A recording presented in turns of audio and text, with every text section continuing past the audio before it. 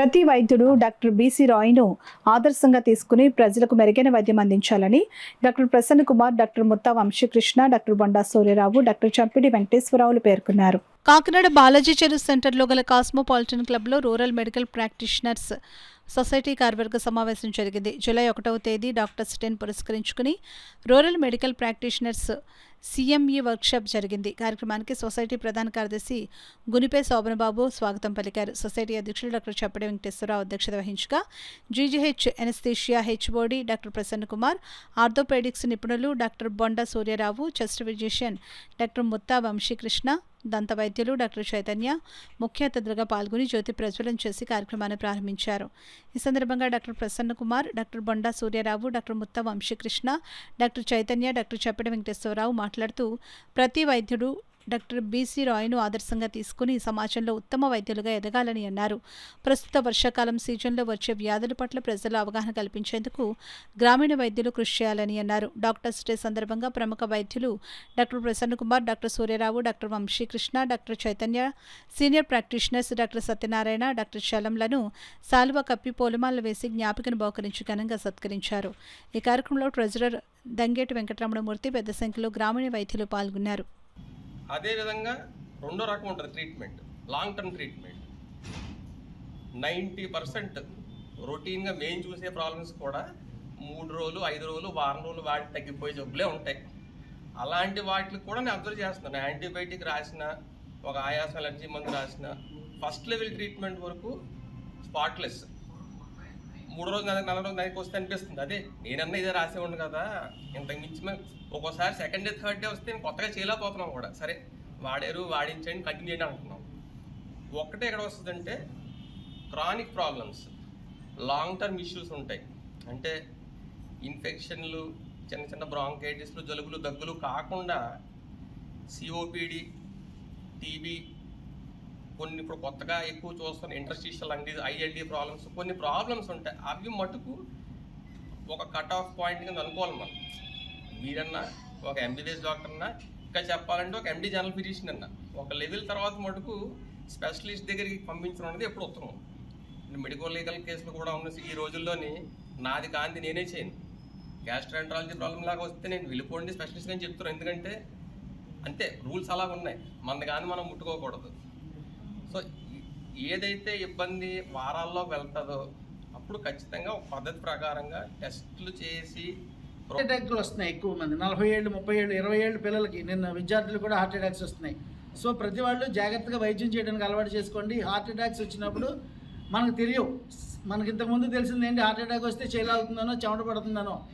That is not correct. Once upon a time అది. ఈ Covid వచ్చిన తర్వాత ఎవరికి ఏ విధంగా హార్ట్ అటాక్స్ వస్తున్నాయి అనేది కూడా తెలియకుండా ఉంది, ఎక్కువ కేసులు అయినాయి.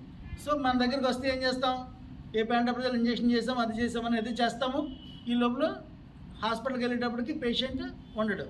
సో ఇటువంటివి కూడా జరుగుతున్నాయి. కాబట్టి మీరు అవేర్నెస్ తీసుకోండి, వెంటనే ECG తీయించడానికి ట్రై చేయండి. దగ్గరలో ఉన్న డాక్టర్ ఎవరైతే ఉన్నారో డాక్టర్లు రిఫర్ చేయడానికి చేయండి తప్పించి మీ మీద పెట్టుకోవద్దు. అలాగే ఈ సందర్భంగా మన మినిస్టర్ గారు, పాలకొల్లు ఎమ్మెల్యే మినిస్టర్ అయినటువంటి నిమ్మల రామానాయుడు గారికి సభాపూర్వకంగా కృతజ్ఞతలు తెలియజేస్తున్నాను. కారణం ఏంటంటే నిన్న ఒక ఇంపార్టెంట్ మీటింగ్లో అందరు ఎమ్మెల్యేలు, MLCలు, ఎంపీలు, CM గారు ఉండగా ఈ గ్రామీణ వైద్యుల అవసరం చాలా ఉంటుంది. వాళ్ళందరూ గ్రామాల్లో అందరితోటి కలిసికట్టుగా ఉండి ఇంట్లో మనుషుల్లో ఉంటారు. కాబట్టి వారి యొక్క సేవలను కూడా మనం వినియోగించుకోవాలని నిన్న చెప్పడం జరిగింది. అదేవిధంగా చంద్రబాబు నాయుడు గారు కూడా ఆయన ప్రసంగంలో గ్రామీణ వైద్యుల పాత్ర మంచిదే, అవసరం అని చెప్పి ఆయన కూడా చెప్పడం జరిగింది. గంటన్నర అత్యవసరమైన సమయం ఉంటుంది. ఆ సమయంలో మీరు చేసే సేవల ద్వారానే మా దగ్గరికి తీసుకొచ్చిన తర్వాత ఎమర్జెన్సీ హాస్పిటల్లో పెట్టి ఆక్సిజన్ అందించడం, వెంటిలేటర్ పెట్టడం, మిగతా యాంటీబయాటిక్స్ ఇవ్వడం, ఆ రకంగా చేసి కాపాడడం, స్టంట్లు వేయడం, హార్ట్ బైపాస్ చేయడం అన్నీ చేస్తూ ఉన్నారు. అటువంటి సేవల్లో ముఖ్యంగా మీరు చేస్తున్నటువంటి కృషికి నేను ప్రత్యేకంగా ధన్యవాదాలు తెలుపుకుంటున్నాను. ఈ జాతీయ దినోత్సవం, వైద్య దినోత్సవం మీకు చెందిందే. అంటే MBBS అని, అలోపతి అని, హోమియోపతి అని, ఇంకా యునాని అని డిగ్రీలు తెచ్చుకున్న వారే వైద్యులని కాదు. సేవ చేసి ప్రాణాన్ని కాపాడే వాళ్ళ ప్రతి వారు కూడా వైద్యులే.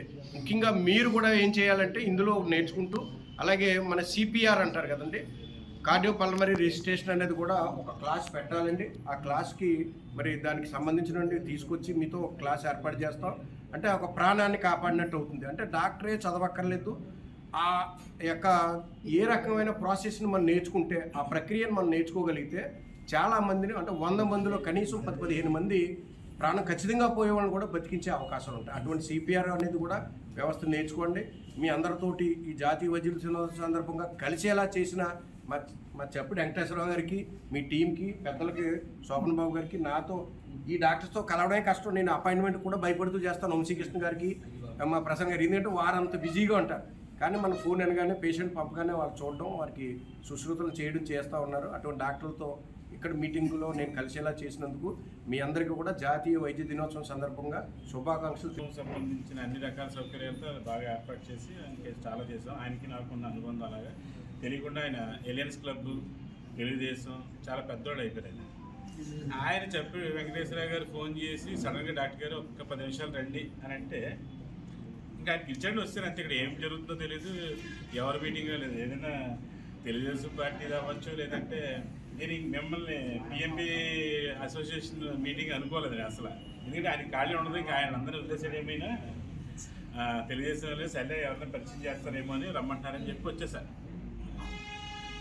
సో మరి మాట్లాడమన్నారు పెద్దలు. మన సూర్యరావు గారు ఆర్థోపెడిషన్, మా వంశీ, మేమంతా కలిసి పనిచేస్తుంటాం.